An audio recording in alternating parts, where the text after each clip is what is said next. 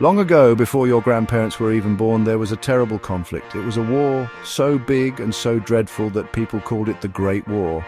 They hoped it would be the last war ever fought, the war to end all wars. It began in the summer of 1914 and did not end until the autumn of 1918. For 4 long years, the world was turned upside down.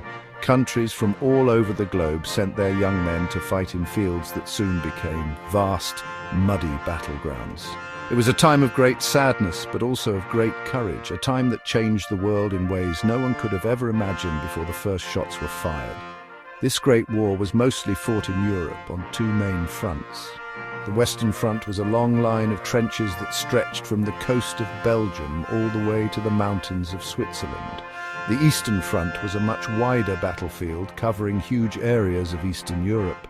But the fighting did not stay just in Europe. It spread like a wildfire across the seas and to distant lands in Africa and the Middle East. It pulled in soldiers from far-flung corners of the world, from Australia and Canada, from India and New Zealand. It was the first truly global war, a clash of empires that would redraw the maps and reshape the future for everyone.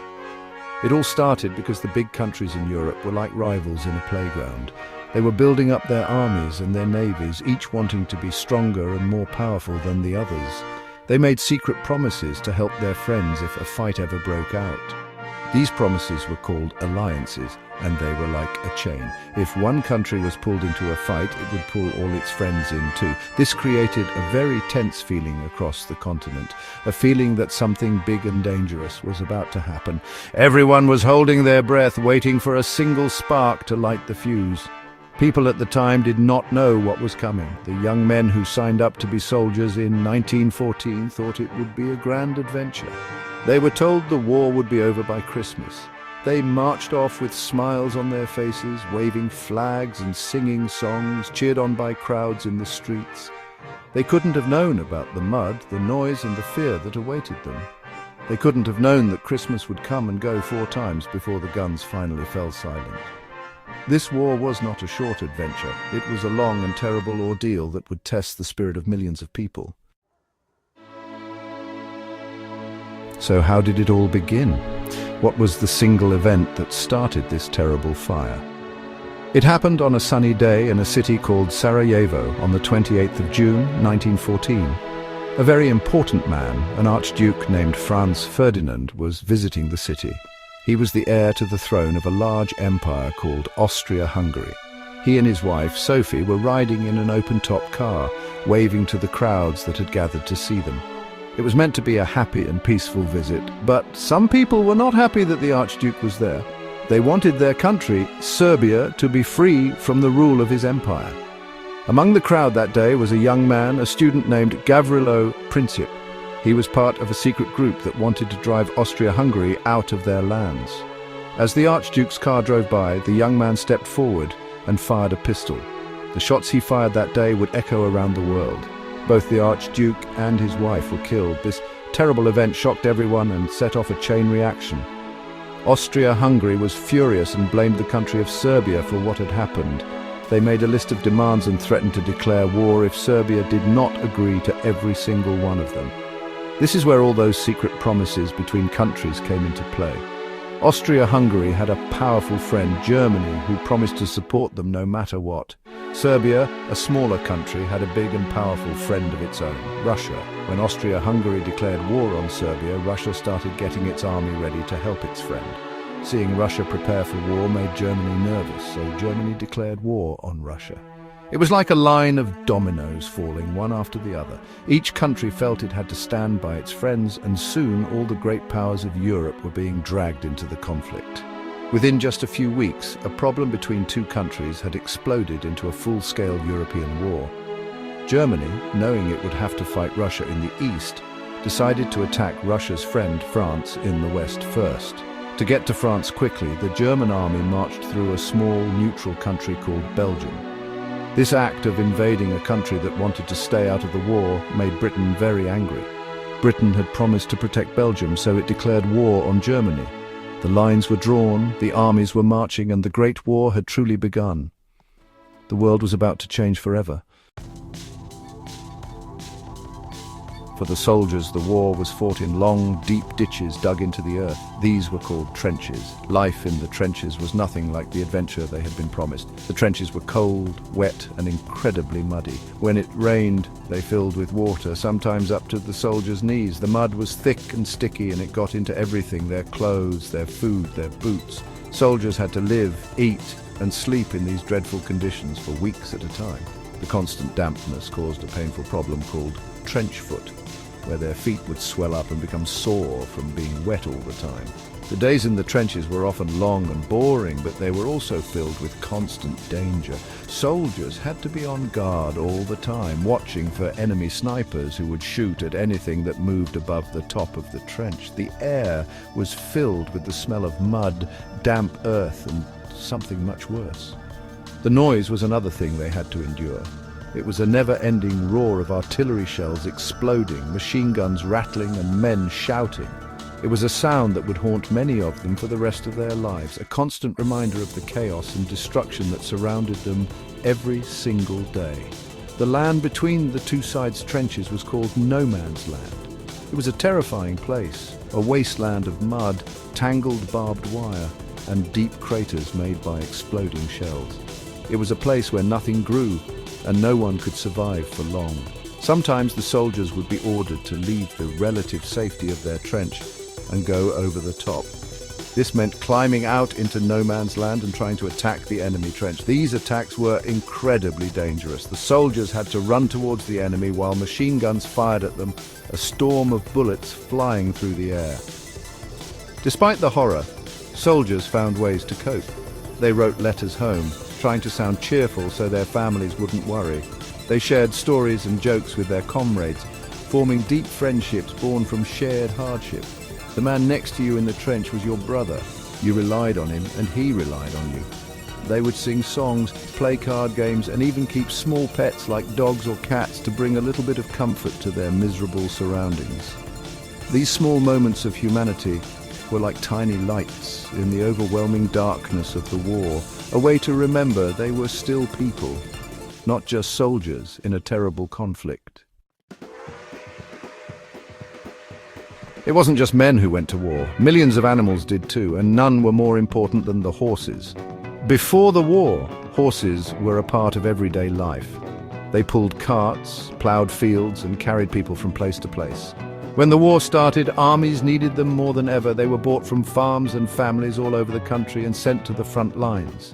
These magnificent creatures were used to pull heavy guns, to carry ammunition and supplies to the trenches, and to transport wounded soldiers away from the battlefield. They were strong, loyal, and brave, just like the soldiers they served alongside. The life of a war horse was incredibly hard and full of danger.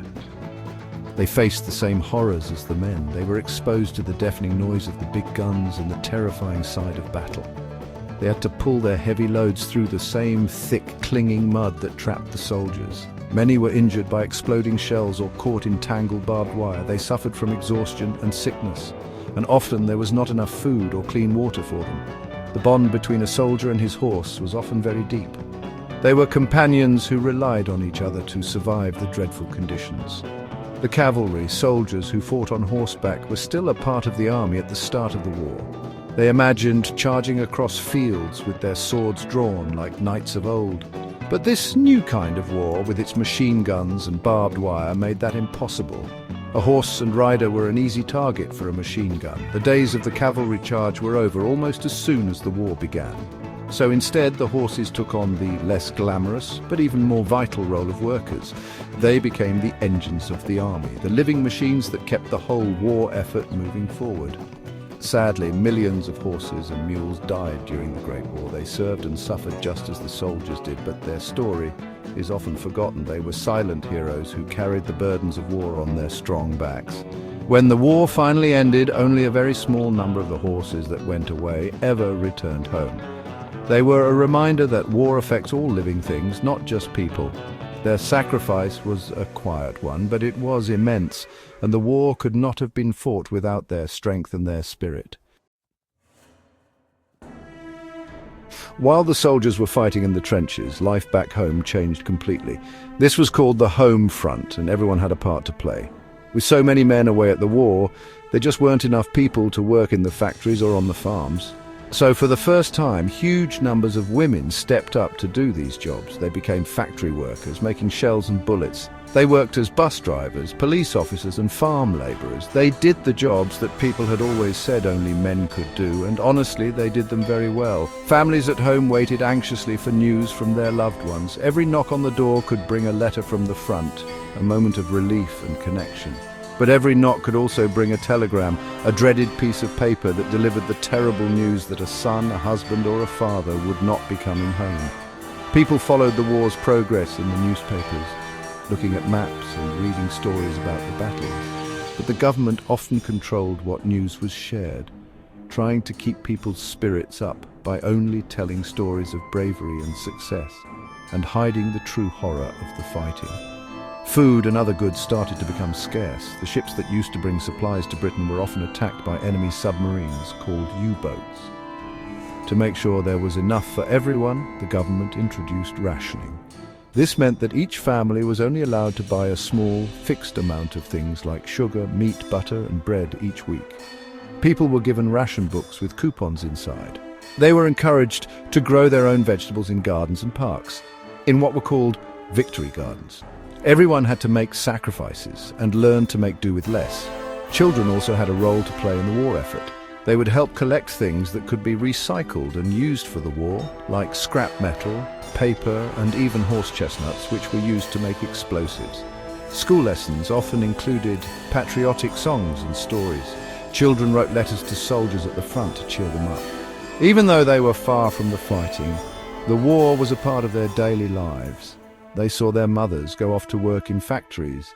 They ate rationed food and they worried about their fathers and older brothers. The war touched everyone, no matter how young or old they were. The war was fought between two main groups of countries. On one side were the Central Powers. The most important members of this group were Germany, Austria-Hungary, the Ottoman Empire, which is now modern-day Turkey, and Bulgaria. Germany had the most powerful army in Europe at the start of the war, and it was the leader of this alliance. They hoped for a quick victory, but soon found themselves fighting a long and difficult war on two different fronts, against Russia in the east and against France and Britain in the west. They were strong and well organized, but they were surrounded by their enemies. On the other side were the Allied powers, sometimes called the Entente. This was a larger group of countries. The main members at the start were France, Great Britain and its vast empire, including Canada, Australia and India, and Russia. They were later joined by many other nations, including Italy, Japan and most importantly the United States. They had more soldiers and more resources than the Central Powers, but their armies were spread out across the world. They had to work together to coordinate their attacks and support one another across great distances, which was not always easy to do. For the first few years it seemed like neither side could win. The fighting on the Western Front was a stalemate, a dreadful deadlock, where millions of men fought and died without gaining much ground at all. In the East, the fighting was more mobile but just as bloody. Russia had a huge army but struggled with poor equipment and leadership. In 1917, a revolution took place in Russia. The Russian people overthrew their leader, the Tsar, and the new government decided to pull out of the war. This was a huge blow to the Allies, as it meant Germany could now move all its soldiers from the Eastern Front to fight in the West. The turning point came in that same year, 1917. Germany had been using its submarines, its U-boats, to sink ships heading to Britain. They sank many ships, including passenger ships with American citizens on board. This, along with other German actions, made the United States very angry. In April 1917, the United States decided to join the war on the side of the Allies. The arrival of fresh American soldiers and vast American supplies gave the Allies the new strength they desperately needed. It tipped the balance of power and set the stage for the final year of the war. The Great War was a new kind of war because of the new and terrible technologies that were used. The most deadly of these was the machine gun. A single machine gun could fire hundreds of bullets a minute, as much as a whole company of riflemen. This is what made attacking across no man's land so suicidal. It was the weapon that dominated the battlefield and forced soldiers to dig into trenches for protection. Before the machine gun, armies could march across open ground. After the machine gun, such tactics became impossible, leading to the stalemate on the Western Front that lasted for years. Another terrifying new weapon was poison gas. It was first used on a large scale by the Germans. They would release clouds of yellow-green chlorine gas that would drift across no man's land and sink into the Allied trenches. The gas burned the eyes and lungs of the soldiers, causing a horrible and painful death. Soon, both sides were using poison gas, and soldiers had to be equipped with gas masks. These masks were clumsy and frightening to wear, but they were the only protection against this silent and invisible killer. The fear of a gas attack added another layer of constant stress to the soldiers' lives. To break through the trenches and the barbed wire, the British invented a new machine of war, the tank. These were large, armoured vehicles that moved on caterpillar tracks.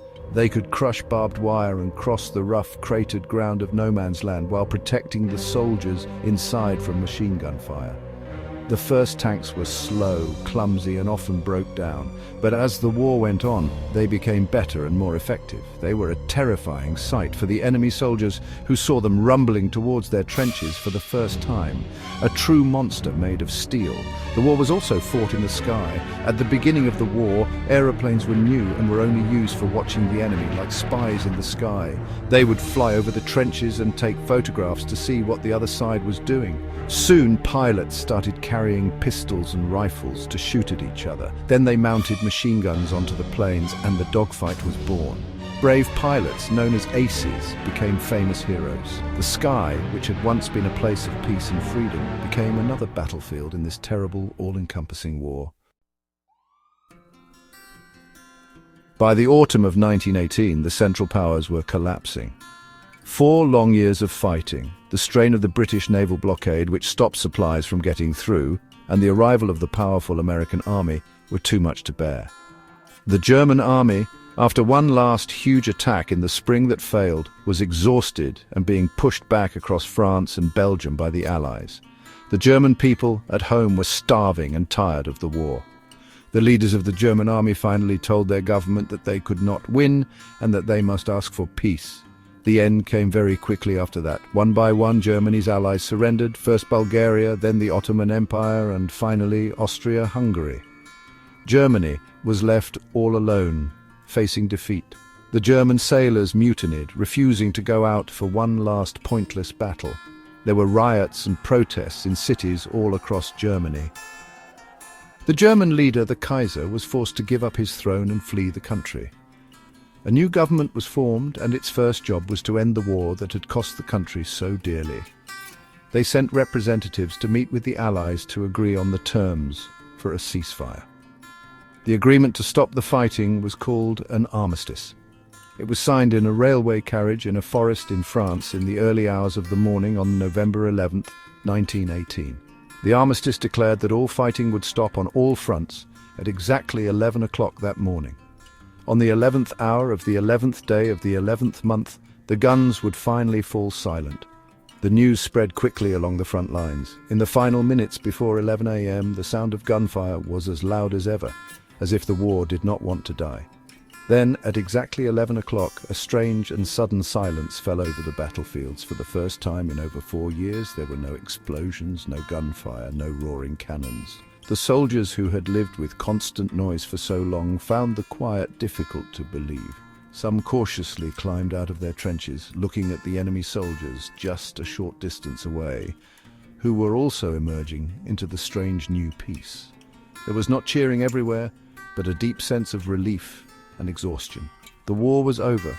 The killing had stopped. The long, terrible nightmare had finally come to an end. After the guns fell silent, the world was a very different place. The Great War left behind a landscape of ruin and loss. Entire towns and villages in France and Belgium were completely destroyed, and huge parts of the countryside were scarred by trenches and shell craters. The human cost was even more devastating. Millions of soldiers had been killed, and millions more were wounded, many with injuries so terrible they would affect them for the rest of their lives.